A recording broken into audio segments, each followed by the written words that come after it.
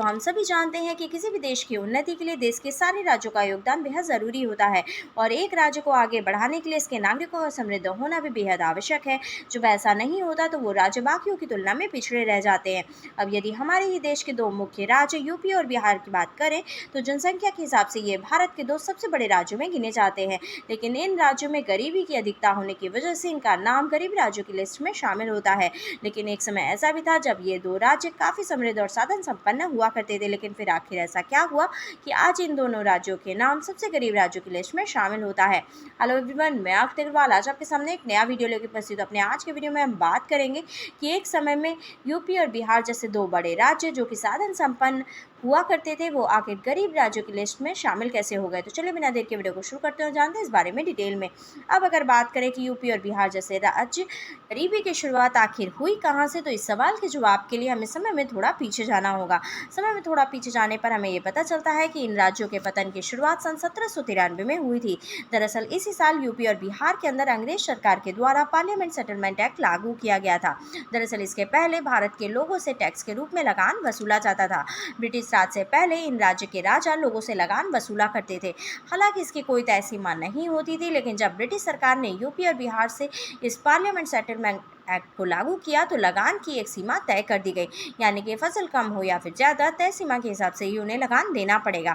अब क्योंकि सिर्फ इन्हीं दो राज्यों में ये एक्ट लागू किया गया था तो इसलिए बाकी राज्यों के किसान पर इसका कोई भी असर नहीं पड़ा और बाकी मुंबई और मद्रास जैसे बड़े राज्यों में रैयतवाड़ी सिस्टम लागू था, जिसमें उन्हें लगान उनकी फसल के मुताबिक ही देना पड़ता था।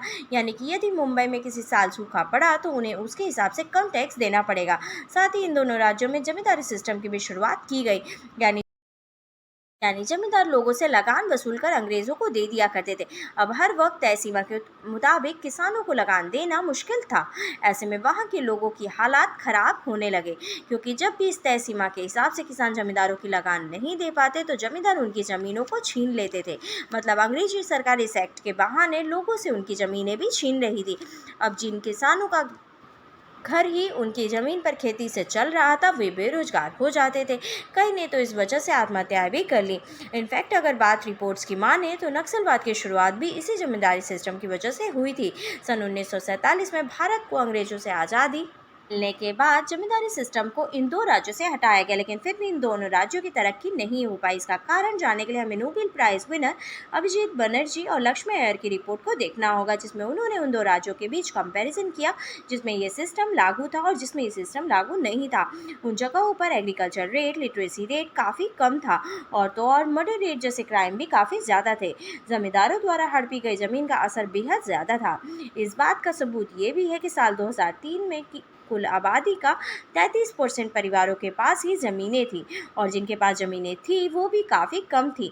इन 33% में से भी 15% के पास भी 1 एकड़ से कम ज़मीन हुआ करती थी।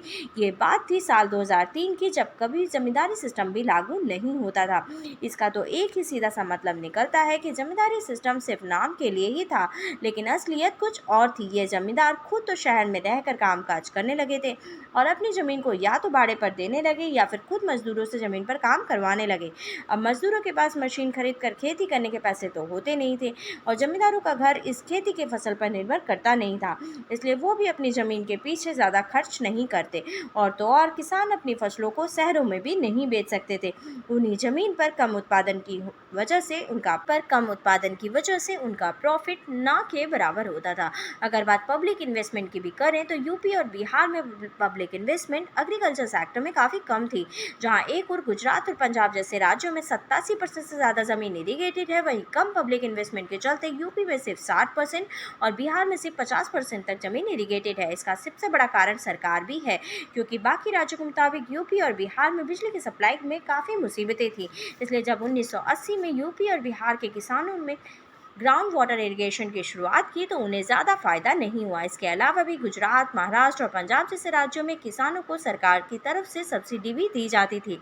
वहीं यूपी और बिहार में किसी भी तरीके की कोई भी सब्सिडी नहीं दी जाती थी, क्योंकि वहाँ की सरकारों के पास इतना पैसा ही नहीं था।